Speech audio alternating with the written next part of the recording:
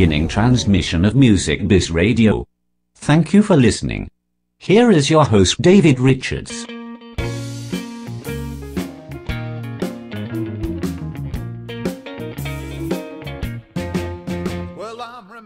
Hello, everybody, and welcome to Music Bizz Radio. I am your host, David Richards. We have a very exciting first show for you today. Our very first special guest is going to be Tom Bones Malone. You know him from the Blues Brothers, SNL, and of course, The Late Show with David Letterman. He'll be talking to us about many things, including his fantastic career. We also have our CD release artist spotlight guest today is going to be Josh Pleslar. He'll be talking about his new CD, Packin Light. Also a review on the AMT P800 microphone and our musical tip segment today with a very special host of that, In the Shed. And also Facebook Follies. Looking forward to a great show. Thank you for joining us. Okay, ladies and gentlemen, we're to the part of the show that we've all been looking forward to. I'm very excited and honored to have our first guest of the show, somebody that I've looked up to since I was a small boy, not to make him feel too old, but I've actually really been following his career for a long time, and he was always an inspiration to me as a young man.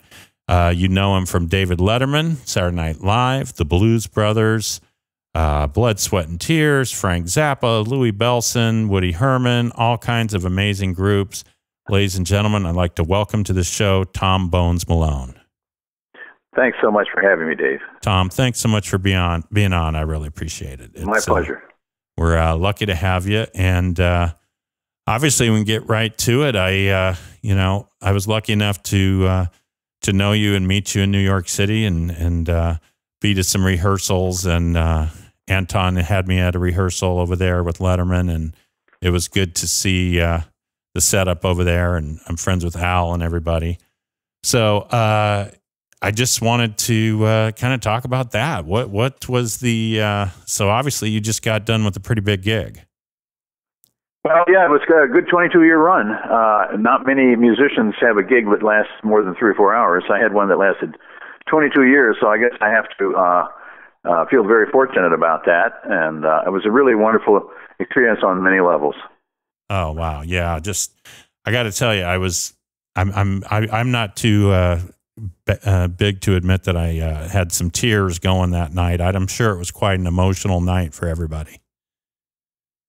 It was indeed an emotional last gig, and we had a nice party afterwards. So it kind of it was just nice to hang with everybody.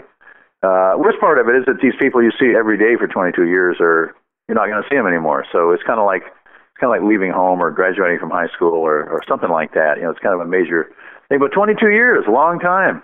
Lots of friends, cameramen, sound people, stagehands. Makeup and hair, wardrobe, there's like 500 employees there at the show that I was used to seeing every day, and they're kind of like my family. And boom, now everybody's gone. And playing with the band every day, seeing these people, playing with these musicians, it was a very sweet gig.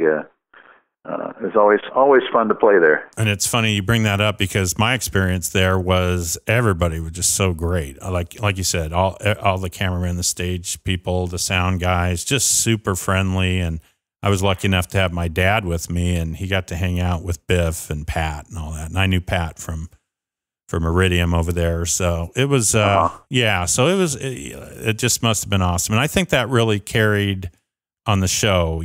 True Letterman show fans, you get that feeling that people really enjoyed what they were doing there. Yeah, it was quite a wonderful run. So many nice people. I'm gonna miss everybody. So that gig, there's an interesting gig. I mean, obviously your history back in the early days with Saturday Night Live, and obviously you knew Paul Schaefer for quite a long time. Well, Paul and I go all the way back to the original Saturday Night Live show, 1975. That's where we met.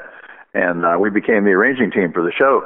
Basically, if something had to be addressed, if there was a comedy piece that needed music, Paul and I would show up for the rehearsal, and Paul would sort of play through, in order to establish a format for the song, and then I would write an arrangement and take it wherever it needed to go. But at least we had timing and a way where the lyrics fit into a timing, and so we've been an arranging team for 40 years, and just finished up 22 years of that, still doing the same thing. Paul is an interesting guy. He has perfect auditory recall. He remembers everything he's ever heard. He remembers conversations we had 40 years ago, word for word. He remembers performances of music that he heard note for note, going back to when he was a teenager. Wow. So that's kind of a handy skill, for his job.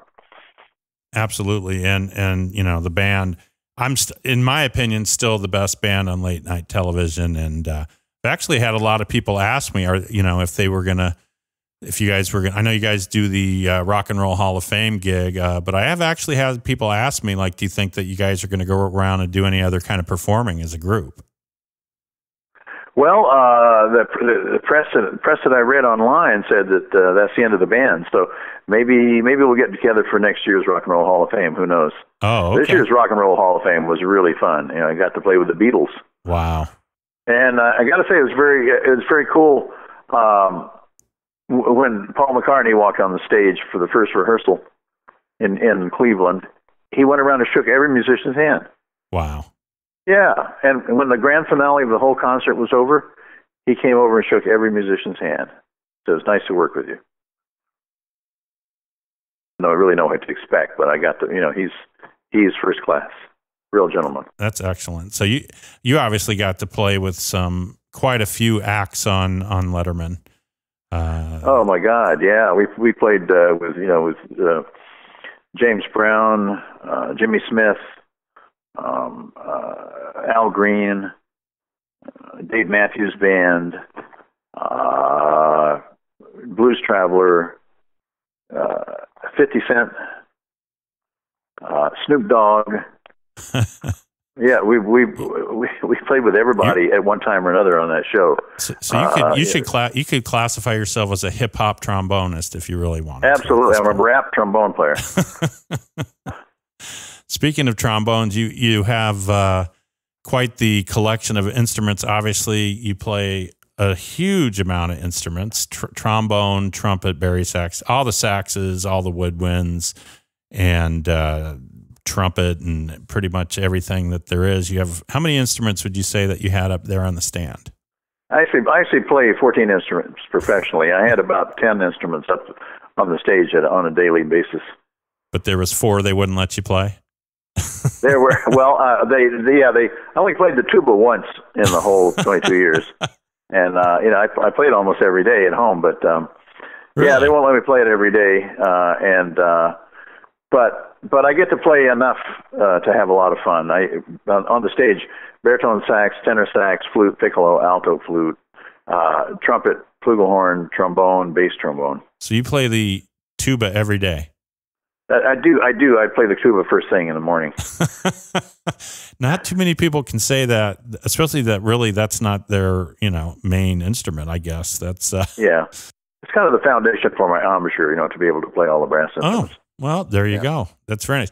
I always found, and being a trumpet player, I always found that going from like even a trombone mouthpiece, because, I played trombone and valve trombone and done that whole thing, and going back to the small mouthpiece, it just feels tiny. And it gives me a problem. How do you make that adjustment from like a trombone mouthpiece to a trumpet mouthpiece? Well, you center everything. Everything is centered. Maynard Ferguson had a concentric circle theory, which made your multiple embouchures look like a target, right? Like a dartboard target. It was circles. Okay. Yeah. They're like circles within circles. So as long as everything is aligned properly, then you're basically using the same muscles and you're using the same method of playing the tuba, the bass trombone, the trumpet, and the piccolo trumpet. Didn't you ever feel like your lips would get a little more swollen on the big mouthpiece, and then you go to the little one? And no. Okay. Because that happens to me. I don't know why. No, I try to play with minimum amount of pressure, and I try not to play anything too loud or too high. Well, I mean, eventually, as a professional musician, you got to play high notes on the trumpet and the trombone, and So I do that on a daily basis, and I have just have to develop the muscles in the corners of your mouth by doing lip slur exercises. A lip slur is basically where you change notes without changing your slide position or without changing your vowel position. You're playing notes in the harmonic series, and you're slurring from one note to the other, up and down. Right.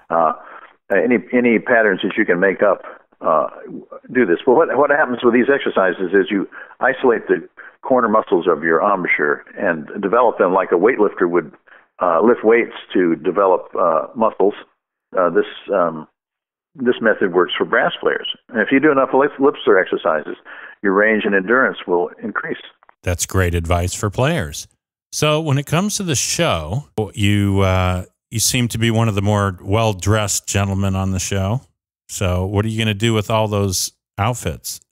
Well, it's a good question. They're all in a closet right now. I'm not sure exactly when or where I'm going to wear all this stuff. But, yeah, I figured, well, the TV show is in color, so I might as well take advantage of it. It seemed like everybody else in the band was wearing black and white as if they were going to a funeral, and so that just helped the colors stand out. Jerry Foley, the director, loved it. He gave it something to shoot. It looked great. Well, you did get a lot of camera time, that's for sure. Well, we had some great cameramen there at that show too. Those guys are really the stars of the show. They pull it off like it's nothing. And on a strictly scripted show, everything is predicted. Everything's in the script. Every shot is predetermined. But on a show like Letterman's he's liable to do or say anything or just get up and leave. He'll walk out the door. You never know what he's going to do. He'll throw to the audience. And so these cameramen really have to improvise like jazz musicians. They have to follow whatever's going on. They've got big stationary cameras shooting him at the desk, but then they've got these roving handheld guys that just, Dave throws something on the floor. Somebody in the audience, whatever it is, they just go there and just make it happen. They're kind of like a lot of these guys are actually experienced sports cameramen, right? Guys that do the Super Bowls and the Olympics. That these guys, you don't know what's going to happen in a football game. That's it. You don't know whether he's going to run, pass, punt. You don't know what's going to happen. So these guys have to think on their feet, and they're just stellar men that really made our show what it was. Well, speaking of colors, I can't get away with not asking you about the P-bones that you were playing back there. Oh yeah, there's these horns sell for $149, and you drop them and they nothing happens. They don't break, they don't dent, they bounce back. Yeah, it's kind of the perfect instrument for a kid that's starting out. Are they as good as my pre-war New York Bach trombones? Well, no, but for $149, they're actually great instruments, and they actually play very well. And I made a point of playing them at the end of the shows, just to prove that point. They're actually for $149. It's a wonderful instrument. My mouthpiece costs more than that. Yeah, no, I've actually played them. They're great.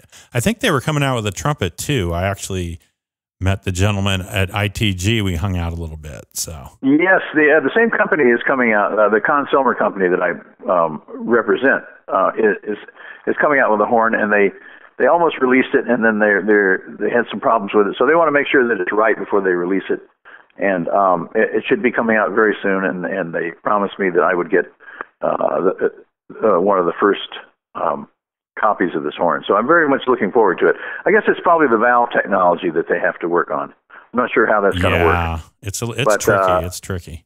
Yeah, they certainly did a good job on the P-bone. Metal valves and on real trumpets are tough enough. So, but yeah, I don't know whether it's going to be Teflon or whether it's going to be metal lined valve in a plastic valve casing. I don't really know what they're trying to do. I know some other company released a plastic trumpet in the last year. Yep. And I heard different criticisms of the instrument.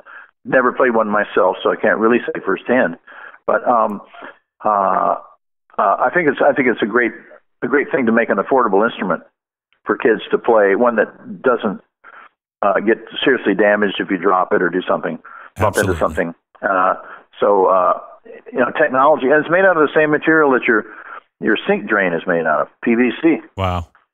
Yeah. It's amazing. I don't understand why it plays so well. Well, we certainly enjoyed you playing them, and they were in multicolors. I think the favorite was the purple, I think, for most people that I've heard. They enjoyed the purple one. Well, the purple is the best of the T-Bones because it's the one-piece bell.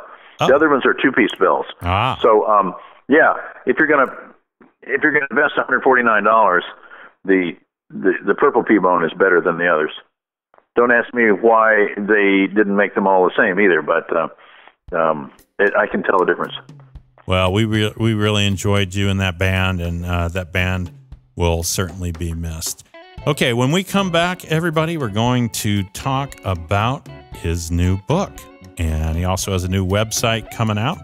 And we're also going to talk about the early days and going to school and how he got in the business. And we cannot go away without talking about the Blues Brothers experience that has affected most people's lives in one way or another.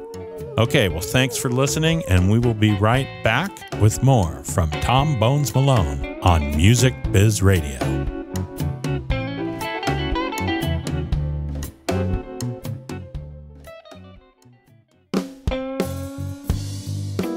If you would like to be a guest on the show, or would like to be a featured CD release artist, please contact us at trumpetdr@gmail.com. Also give us a like on our Facebook page. I have a job to keep. Thank you.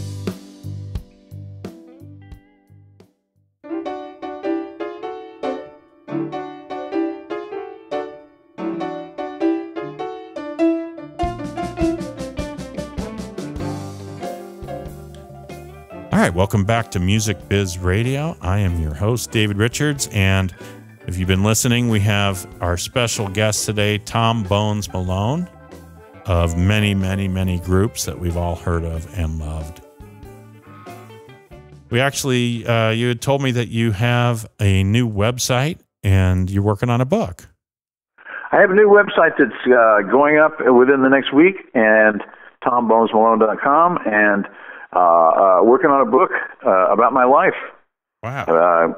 Played with a long list of various famous artists, and so I'm going to put it all down before I forget it and share it with everybody. That's great. I think people will definitely want to hear that. So, anybody that liked the Blues Brothers or David Letterman, Saturday Night Live, Little Stevie Wonder, The Temptations, Frank Zappa, Blood, Sweat, and Tears, anybody that likes that kind of music, Doc Severinsen, oh my God, the band, Levon Helm, anybody that likes pop music like that, James Brown, Ray Charles, anybody that likes music like that will enjoy the book. Oh yeah, I'm sure it's going to do well. So when you first started out, so you went to North Texas. I did. Went to North Texas in the fall of 1967 as a junior. Wow. You don't want to know what I was doing that day. Well, I went to my first 2 years of college. I went to school in Hattiesburg at University of Southern Mississippi, and they had a jazz band there. So I wrote some charts and played with the jazz band. We went to the Mobile Jazz Festival in the spring of 1967, and the University of North Texas band was there with Lou Marini playing. And I met Lou, and I heard him play, and Lou heard me play, and he says, man, you should really transfer to North Texas next year. So I took his advice, and I did, and it changed the rest of my life. Lou and I have been playing together now for 48 years. Saturday Night Live, Doc Severinsen, Blood, Sweat, and Tears, Blues Brothers, all kinds of crazy gigs here and there. So he's one of my dearest and oldest friends, and always an inspiration. And Lou has done so many things, but I cannot help but remember him on the tabletop of the diner playing in that scene. Oh yeah, with Aretha Franklin. Oh my God, that scene is just absolutely. He is so great in that, and then when he scampers off at the end, I mean, it just doesn't get any better than that. That was a pretty funny scene. Oh yeah, my God, Think by Aretha Franklin. Oh, beautiful. Fine, go ahead, get out of here. So, oh, it was great. So yeah, so let's talk about that. So obviously, you went to school, and then after you went to school, you picked up with a lot of big bands, and that didn't happen overnight. How did you happen to get into some of these groups? How'd you start with your career? Well, I actually started playing professionally when I was 14. Some kids came over to my house. I was living on a farm in South Mississippi, and a drummer and a couple of guitar players and a sax player came over to my house, and we want to start a band. And I'm like, okay, this is 1961. So I pulled out my trombone, and they looked at me like I was crazy. And I'm like, what's up? And they said, you don't have trombones in rock and roll bands. And this was true in 1961. It was any horns that you had were usually like baritone sax and a few tenor saxes, as before even trumpet was involved in rock and roll. So it was the New Orleans rock and roll that had sax sections. So I asked the other kids, I said, well, what am I supposed to play? And they said, you got to play saxophone. So my buddy had a tenor sax with him. He had an alto and a tenor. So he started teaching me how to play tenor sax that night. And we started making up little riffs, and we were doing gigs in 3 or 4 weeks with that band. And I just wanted to be in the band. I didn't care whether I played trombone or sax or what. I just wanted to be in the band because I wanted to hang with the guys, and I wanted to meet girls and all the usual kind of stuff. So, and I remember the first gig we did, the guitar player leans over to me and says, play a solo. And I said, what am I supposed to play? And he said, anything you want. So this was my first experience at improvising, and I found out by trial and error that certain notes sounded better than others. And so there it was, just pushed out on the stage and start improvising. So that's kind of the way I got started in the music business. I was playing trumpet and sax and trombone at the time. Went to school at University of Southern Mississippi. I got a call to play with Brenda Lee, to play lead trumpet with Brenda Lee, because nobody else could hit the high notes. Wow. So I hitchhiked to Jackson, Mississippi every night and hitchhiked back and went to school during the day in Hattiesburg. It was 80 miles each way. Wow. And it was a really great paying gig. It paid $16 a night. But I'm playing with Brenda Lee, and she had her new hit record, Walking Around the Christmas Tree, and Rocking Around the Christmas Tree it was called. Yeah, it was huge song. Yeah, but I'd get out on the highway about 1 or 2 in the morning, and I never caught a ride until the sun came up. And if you've ever been, if you've ever been to Jackson, Mississippi in the summer or even the winter, it can be, back in the day especially, it's a rough ride. It's a rough. Yeah, that's paying your dues right there. Let me tell you. Yeah, this was in December too, if I remember correctly. So yeah, I paid a lot of dues, and I had a lot of time to think about the music business while I was sitting out on the highway with my, trying to hitch a ride. And what did you think about it? Well, I had a good time while we were on the band side. I had a good time, and I remember there was a high note that I had to hold for a long time, and I passed out almost every night. And I'd wake up and I didn't know where I was or what I was doing but I always hit the note. Yeah, I've heard of people passing out after gigs, but not usually from the note. But yeah, almost every night at that one part of the show. But I hit the note, and then a trombone player named, I think his name was Johnny Long. It was an older trombone player in Jackson, Mississippi that was a band leader, and he hired me to play with Warren Covington and the Tommy Dorsey Band. Wow. Warren Covington was the New York trombone player, and he came down and we did this gig in Biloxi, Mississippi. And at the end of the gig, Warren comes up to me and he says, referring to the band leader, Johnny, I think his name was Johnny Long. He says, this guy can't play worth a shit. He says, I like the way you play, kid. He says, next time I come down here, will you get me a band? And I said, yes. So the next time he came down, he had a gig in Louisiana someplace, and I got him a top shelf band. And so I became Warren's contractor. Wow. For Warren Covington, the Tommy Dorsey Band. And then so I went out on the road summer of 67 after Lou Marini. He said I should come to North Texas. So I went on the road with Lee Castle and the Jimmy Dorsey Band for the whole summer of 1967. I saved up enough money to make my first the fall tuition at North Texas in 67. Wow. So I called up Warren Covington and I said, Warren, I'm living in Dallas, Texas. And he says, great. He says, you can get me a hot band from North Texas State and we'll work all over that territory. So not having any money to go to college, this came in very handy. and it was good professional experience. So I would hire the best sight readers and the best players at North Texas State, and we would go out on the road as the Jimmy Dorsey Band and the Tex Beneke and the Glenn Miller Band.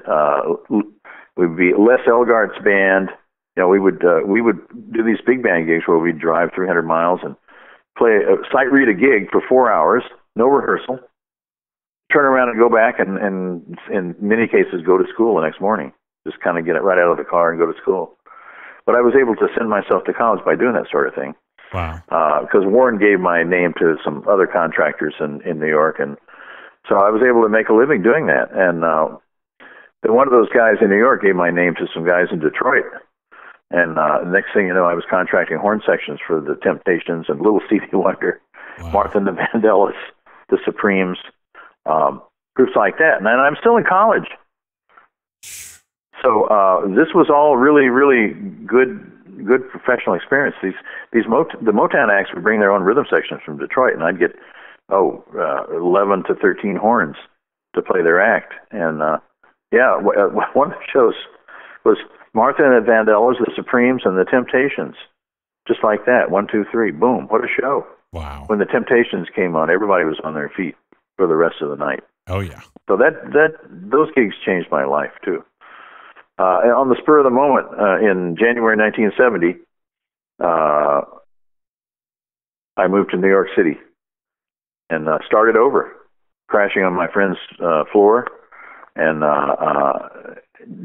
doing some of the same kind of little gigs, driving 300 miles, and eventually picked up a job at the Waldorf Astoria playing bass trombone in a show band there 6 nights a week, and wow. Playing with acts like Johnny Mathis and Shirley Bassey and Jack Jones, Las Vegas style acts.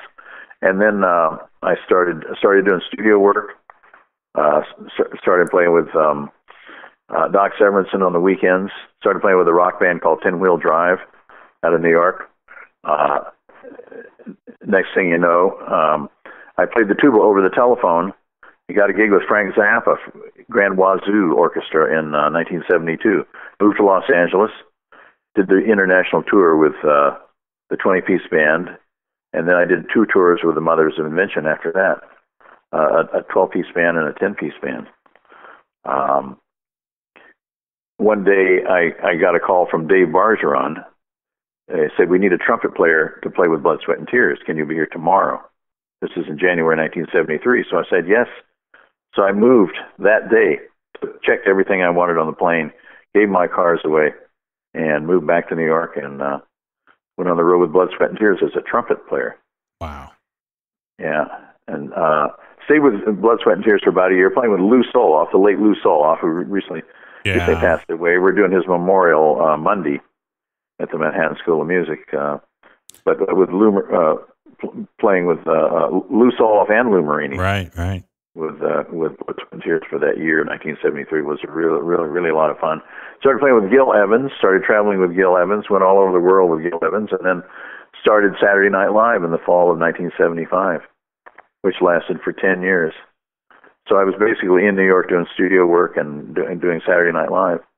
That was a great time too, because I would do anywhere from 8 to 12 sessions a week, playing on jingles and records and films. And then doing Saturday Night Live on the weekends and doing arrangements for Saturday Night Live too. So that was a wonderful experience. I hooked up with a group called The Band on Saturday Night Live. I did a horn arrangement for them, and they loved me, and they took me on the road in 1976. And in the fall of 1976, I did a movie with them called The Last Waltz out in San Francisco. With not only the band, but Eric Clapton, Dr. John, B.B. King, just a whole long list of famous stars. Joni Mitchell. Oh my God. Saturday Night Live also developed an act called the Blues Brothers, and the Blues Brothers almost didn't get off the ground. I got a call from the music director, Howard Shore, to meet with Danny and John in John's office one day, and they had this idea of these 2 characters, the Blues Brothers. So I wrote them an arrangement of a Rocket 88 by James Cotton, and we rehearsed the Saturday Night Live band, and we presented this song this comedy song to Lorne Michaels. We didn't make the show. Wow. So John says, well, Lorne, can we warm up the audience before the show? Sure, John. So we did, and we got a good response from the audience in the studio.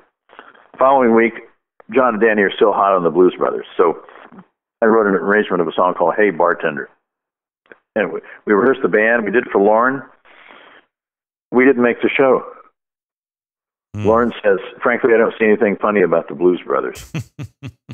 So John says, well, can we warm up the audience, Lorne? Oh, sure. We warmed up the audience. Good response. So the next week, back then our production schedule basically was 3 weeks on and a week off. So it was the third week in a row. And after read-through, Lawrence pulling his hair out. He's saying, the show is 3 minutes short. What are we going to do?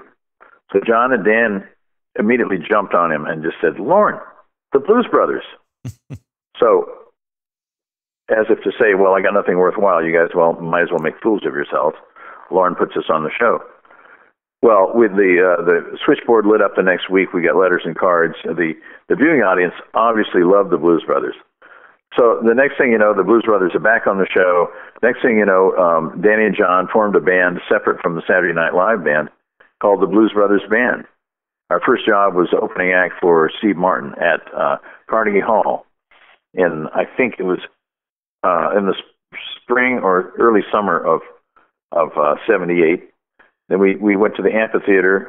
Before you know it, we had a record deal with Atlantic Records. We went to the amphitheater, once again opening for Steve Martin 9 nights in Los Angeles. And out of those performances, we released the album Briefcase Full of Blues, which sold 3 million copies. And we had a hit single on a song called Soul Man. Next thing you know, Dan Aykroyd wrote a script for a movie after interviewing all the guys in the band and going through their life stories. And the next thing you know, Universal Pictures signed us to do this movie. So it really went a long ways from a project that almost never got off the ground.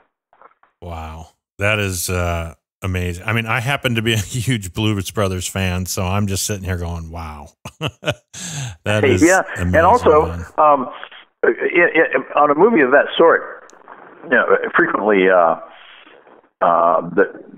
the band would do the pre-record of the music track, right, and they would hire Hollywood actors to play the parts of the musicians.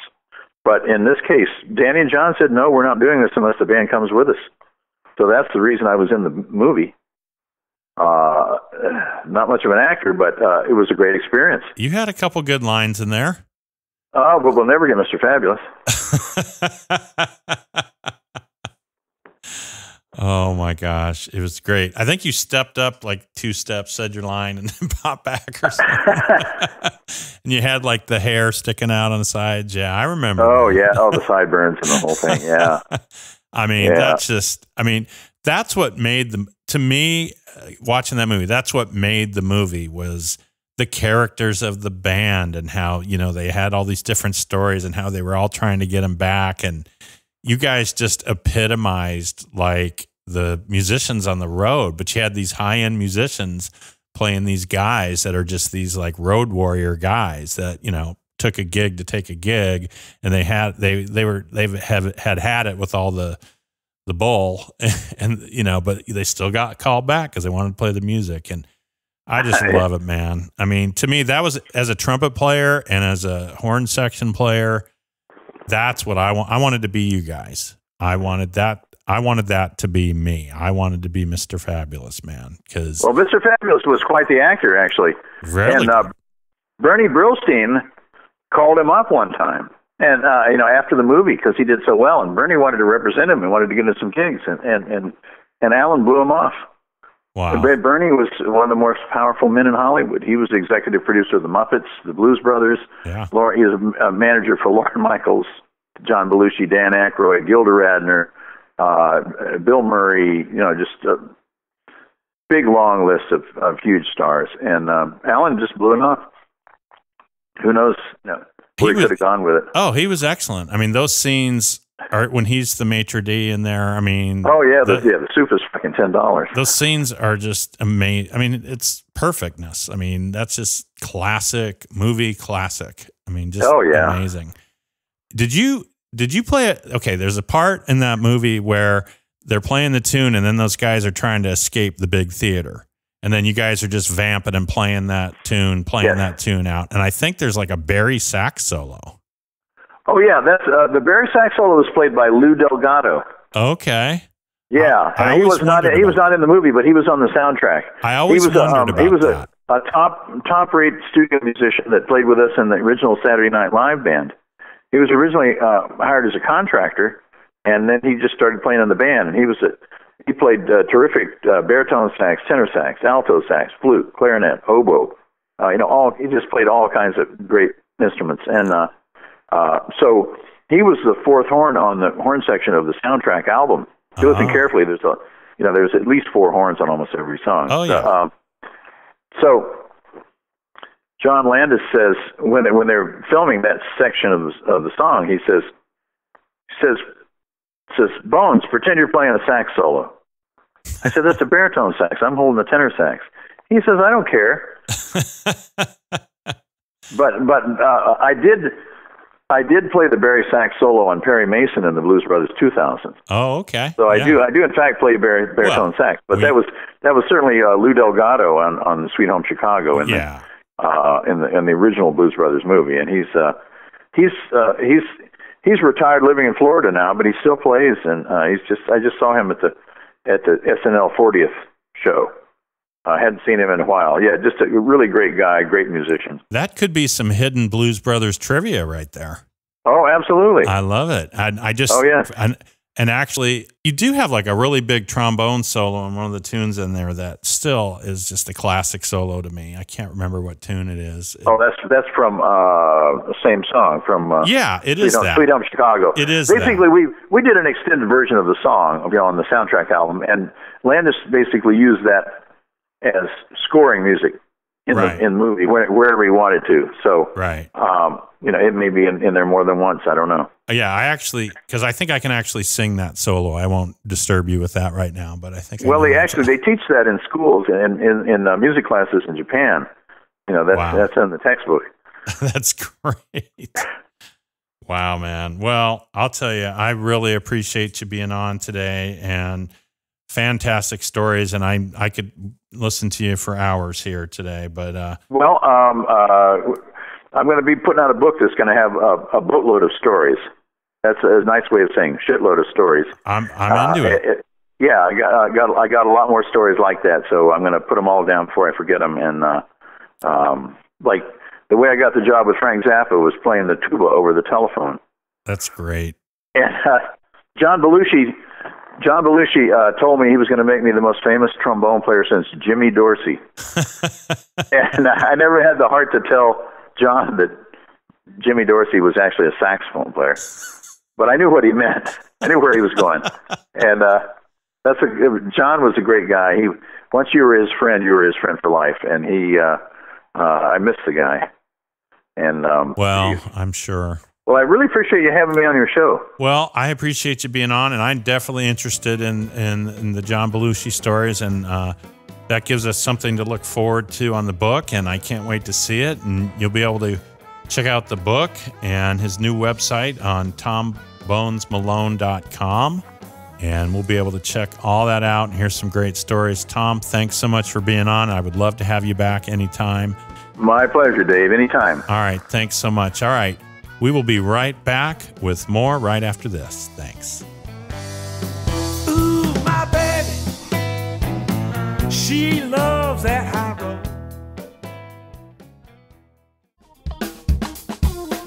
It is now time for product reviews. Please stand by for another review in 3, 2, 1. Hi, welcome back to Music Biz Radio. We're going to do a quick review on the AMT P800 microphone designed for the trumpet. It is a great mic. I've been using it for many years, and I really love it. It's able to handle some serious SPL levels, very high and loud, even at a high gain, where a lot of other microphones tend to distort, and you have to be very picky about where you put them. It actually mounts on the horn. It's in a wired version. You can have a belt pack for the preamp, or you can actually have a wireless configuration. I have used both. I use the wireless mostly, and I have to say it does very, very well. The sound quality is excellent, and I've used the wired as well. I've actually done recordings with the wired, and it sounds really awesome. I think I have a couple demos on YouTube where I'm actually demonstrating the microphone. AMT also makes a variety of microphones for instruments, saxophones, pianos, drums. I've used them in many recordings.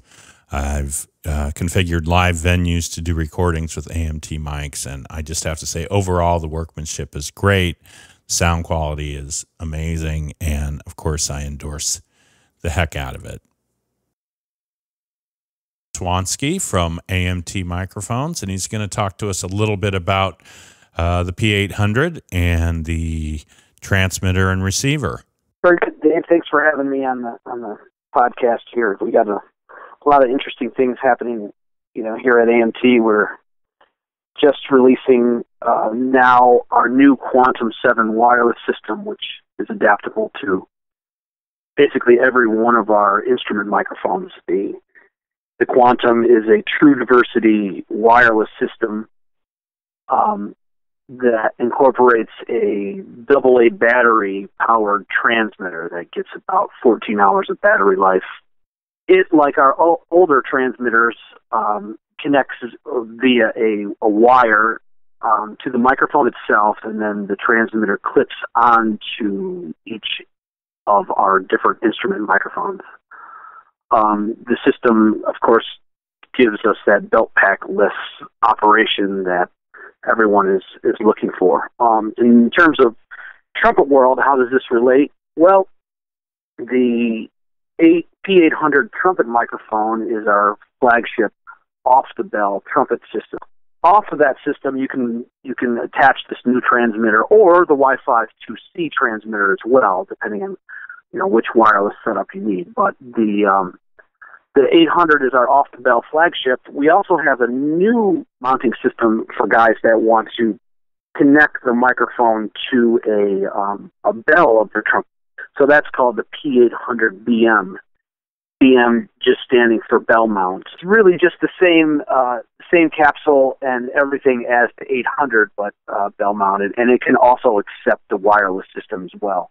If you're a player that is dancing around, if you're dancing around on stage a lot, I suggest go with the off the bell mount. But if you need a quick switch from bell to bell, then that bell mounting 800 is a good option for you. Well, I'll tell you, I love the mics. I've been using you guys for a long time, and I'm proud to talk about it. Very good. Well, I wish you guys luck, and congratulations on your new receiver. And yeah, very good. It's I think it's really going to make a big difference. Thanks a lot, Ron. No problem, Dave. Have a good one. All right, you too.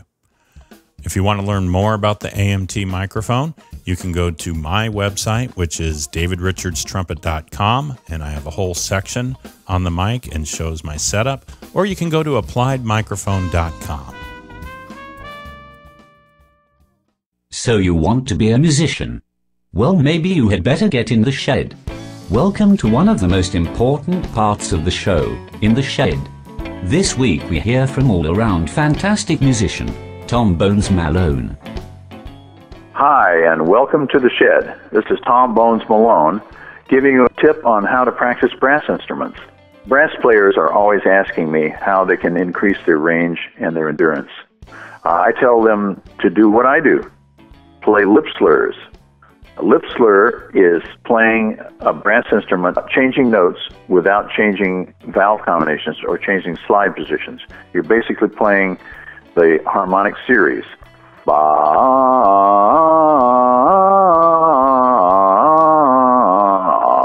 any kind of pattern you can make up like this.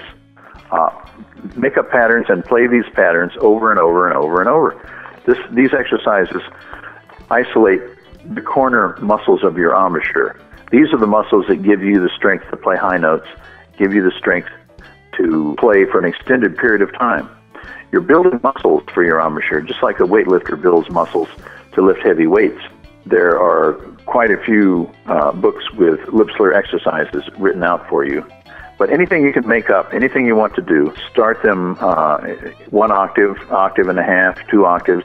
Start them slow, but make the notes change evenly. Before you know it, your range will increase exponentially, and you'll be able to play as high as you possibly want to on the trumpet or the trombone or the tuba or the piccolo trumpet. Then the more you practice, the better you're going to sound. Tom Bones Malone is one of the finest musicians in the business. If you do not heed his advice, you will most likely fail in your quest to be a professional yourself.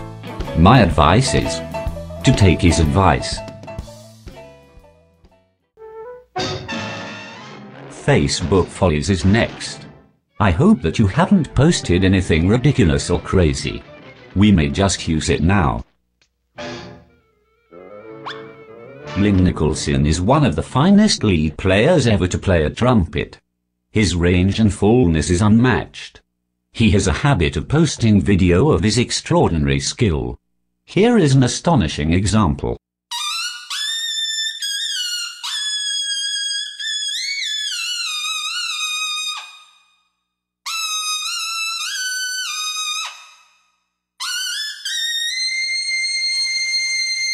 Keep up the good work, Lynn. And please avoid hurting yourself.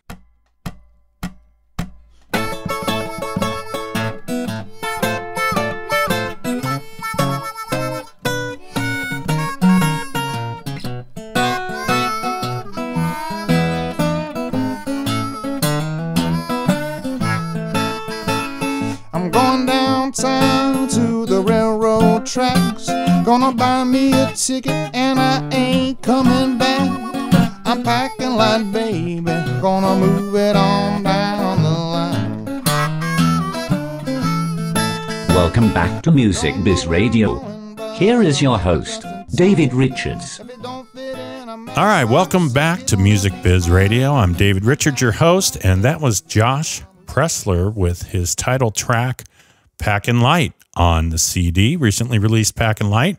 And today he is going to be our CD release featured artist on our show today. Ladies and gentlemen, Josh Pleslar. Hey, Josh, how are you? Doing good. Thanks for having me. Great, man. Good to have you. Good to have you. I listened to the CD, and it's great stuff, and especially the horn part. I really enjoyed the heck out of that one. Yeah, we had a pretty decent trumpet player.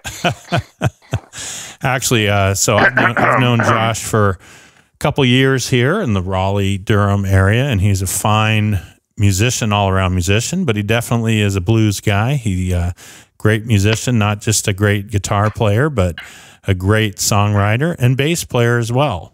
So, well, you're being very kind to me, sir. Well, I think you do a great job. All right, Josh, so tell us a little bit about this CD that you just put together. It's quite a project, huh?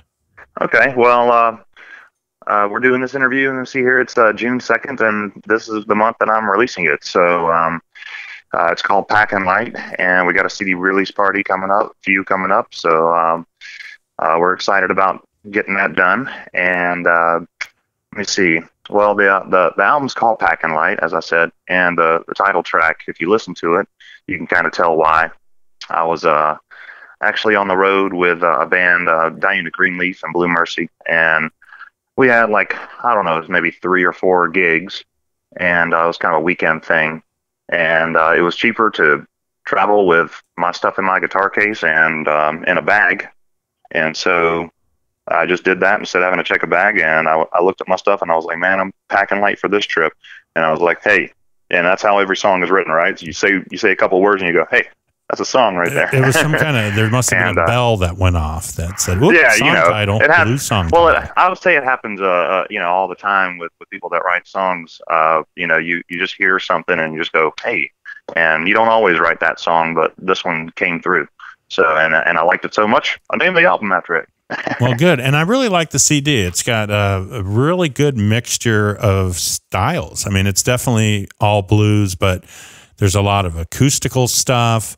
Of course, there's the horn tune that I was lucky enough to play on and put some stuff together with you and really enjoyed that. And, you know, and then you have, you know, some full band stuff. So there's definitely some different sounds going on. Is this like your group that you have together?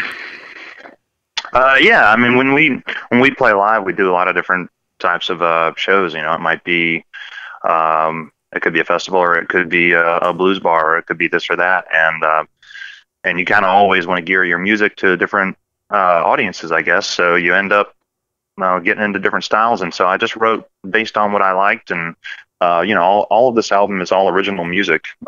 So there are songs that I've been either playing live for a while and decided to put on the album, or songs that I wrote specifically for the album. So yeah. Well, it's quite the project. You have a lot of tunes on there. What was the how long did it take to put this together? Well, to be honest with you, the initial tracks were laid down a few years ago with the drummer, the piano player, bassist, and myself. I can tell you their names. Chuck Cotton was the drummer, and T.A. James on the bass, and Clark Stern on piano, and we laid those tracks down at Hanger Studios, or Hanger Productions as it's called, out in Wake Forest. My buddy Jordan Sproul's out there, and all of that got laid down in one day. Laid down all of that stuff, and then everything else was just kind of been added to it. But at the time, like I said, I was touring and working with a lot of bands in town, and I just didn't really put as much focus on it as I wanted to.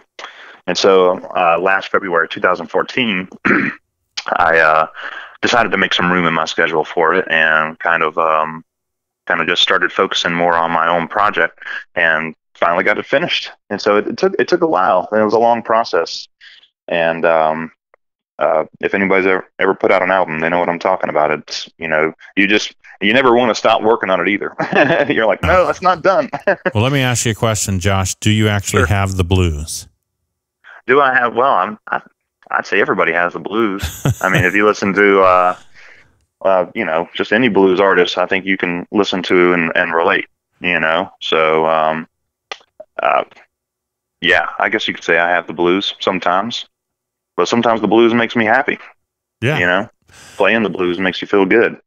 And I tell you what, when you play a show and you get those people going, and, you know, it's worth having the blues if you get to experience that. Absolutely. Couldn't agree with you more. So, you know, you do have a good amount of grit going on, and it's not like a super fluffy sounding thing, and it definitely has a gritty sound. And I do hear some influences in there. What would you say are your main influences as a player?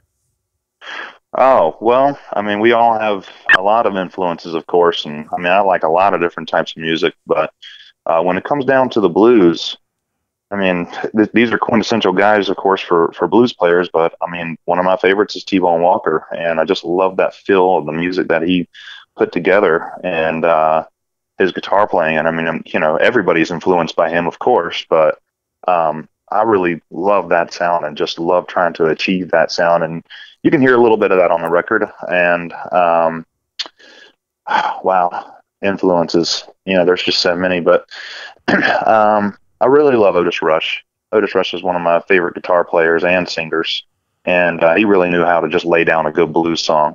And that's who I really like. I like the people that not so much are the flashiest guitarists or the whatever, but just really know how to lay down a good song and make the people feel it. Right. You know.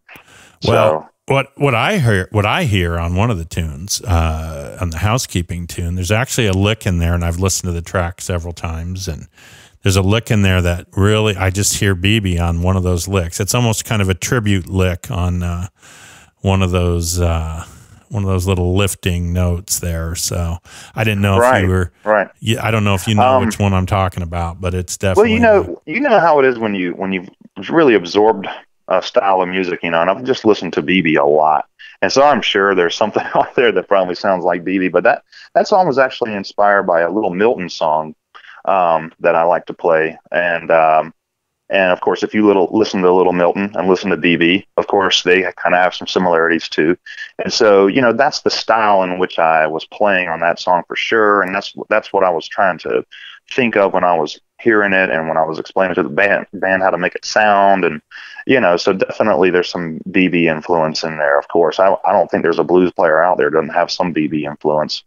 So, and obviously, the music world and the world in general really saddened at the recent loss of B.B. King, and quite a touching funeral procession with his guitar Lucille and the whole nine yards. It's amazing how long he played and how long he kept it up and just put on an amazing show to the very end. You know, he was just, I mean, he's definitely somebody to look up to for any musician, really, you know, as far as like keeping it real for so long, you know.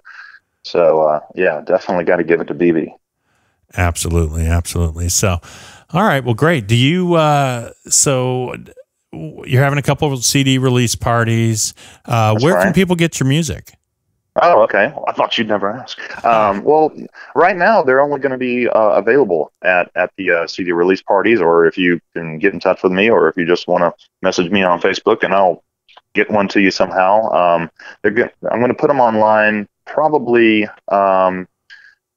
August is when they're going to be available online. But we've got a show coming up in Greensboro, actually this Saturday, which is June 6th at Walker's Bar in Greensboro, June 13th in Apex at Rock Harbor Grill, and then at the new Blue Note Grill on June 26th, which is actually also my birthday. So all of those are fairly local shows if you're in the Triangle or Triad area.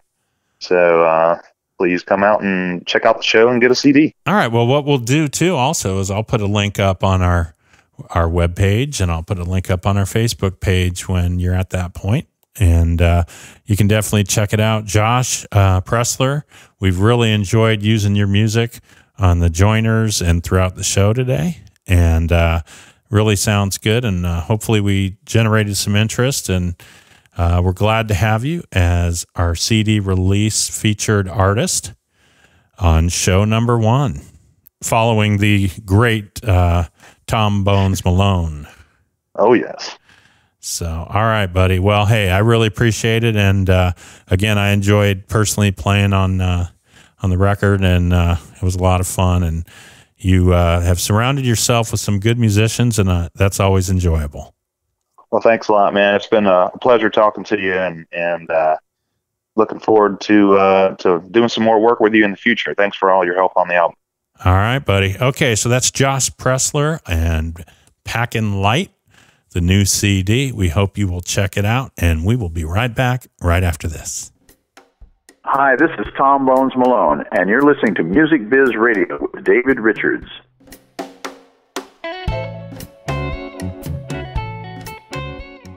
Well, that's going to do it for our first show. I want to thank all of our guests. First of all, Tom Bones Malone, for being an incredible first guest on the show.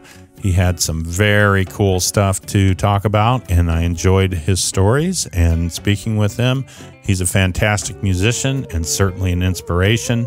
Really looking forward to his book, which you will be able to get on tombonesmalone.com very soon. And we look forward to having Tom back and talking about the book and all the good stuff that he's got going on. I'd also like to thank Josh Pleslar for being our CD released artist of the week. We really enjoyed his music, and you heard it throughout the show. If you're interested in picking up the CD, which will be coming out or is currently out now, you can get that by emailing me here at the show, which is trumpetdr@gmail.com, and I will get you all the information to pick that up. I'd also like to thank Ron Oswanski from AMT Microphones today for joining us on the show. I'd also like to thank Lynn Nicholson for hitting those high notes and showing us how it's done.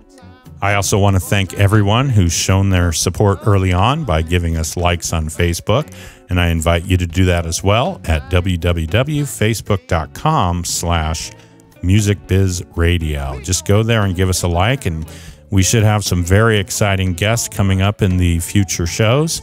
We really enjoyed it, and thank you so much. Feel free to contact us if you want to be an artist on the show. We would love to have you. Thanks again for everything. Until then, we'll see you next time.